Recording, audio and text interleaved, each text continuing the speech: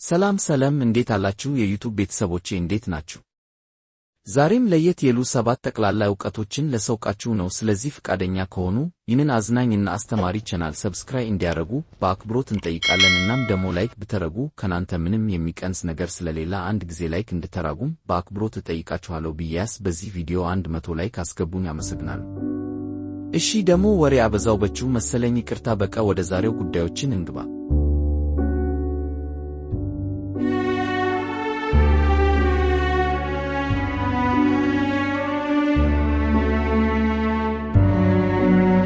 አንደኛ፣ የአርጀንቲና ዋና ከተማ ማን ናት?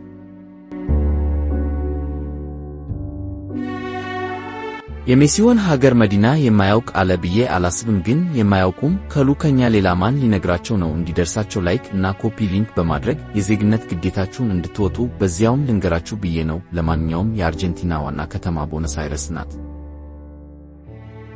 ሁለተኛ፣ የመጀመሪያው የአሜሪካ መሪ ወይ መንግስት ማን ነበር?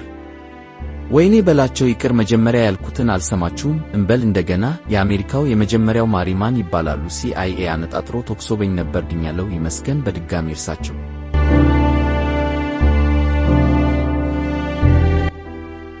አሜሪካን ለመጀመሪያ ጊዜ የመሩት መሪ ጆን ኤፍ ኬነዲ ይባላሉ።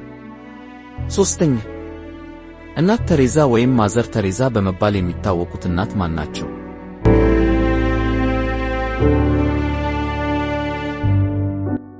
ማዘር ተሬዛ የሮማ ካቶሊክ መነኩሴ የነበሩ ሲሆን በተለይ ማዘር ተሬዛ የተቸገሩትን፣ በርደት የተራቡትን በመብላት እና በተለያዩ በጎ ሥራዎቻቸው ይታወቁ ነበር። ነገሩ ነበር ነው እንግዲህ ዛሬ ላይ የሉ።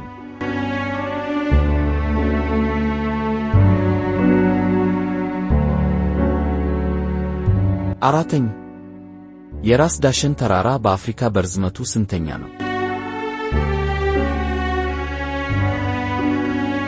በሰሜን ኢትዮጵያ የሚገኘው የራስ ዳሸን ተራራ አፍሪካ ውስጥ ከሚገኙ ረጃጅም ተራሮች መካከል በአራተኛ ደረጃ ላይ ይገኛል ማለት ነው። አምስተኛ፣ በዓለማችን ላይ 3 ዋና ከተሞች ያሏት ብቸኛዋ ሀገር ማን ናት?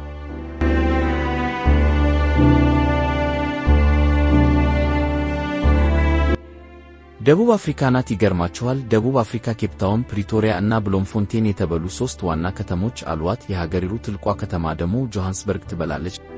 ግራ እንዳትገቡ፣ 3 ዋና ከተማዎች አሏት፣ ግን ደግሞ ጆሃንስበርግ የሀገሪቱ ትልቋ ከተማ ናት ማለት ነው። ስድስተኛ፣ የኢትዮጵያ ቆዳ ስፋት ምን ያህል ነው?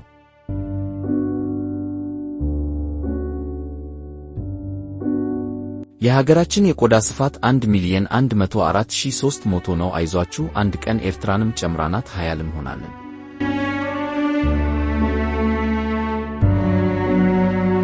ሰባተኛ፣ ኔልሰን ማንዴላ የየት ሀገር ሰው ነበሩ?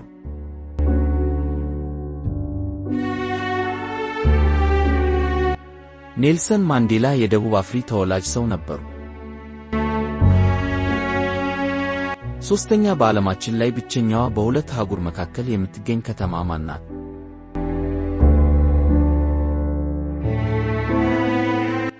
ኢስታንቡል ናት። ኢስታንቡል በዓለማችን ላይ ብቸኛዋ በሁለት አህጉር መካከል የምትገኝ ከተማ ስትሆን ግማሽ ክፍሏ በኤስያ ግማሽ ክፍሏ ደግሞ በአውሮፓ ላይ ይገኛል። እንዲሁም ቱርክን የማታውቋት በትኖሩም ኢስታንቡል የቱርክ ትልቋ ከተማ ናት። ግን ደግሞ የቱርክ ዋና ከተማ አንካራ ናት። ስለዚህ ግራ እንዳትገቡ፣ ኢስታንቡል ልክ እንደ አሜሪካዋ ኒውዮርክ የኢኮኖሚዋ መዲና ናት ማለት ነው።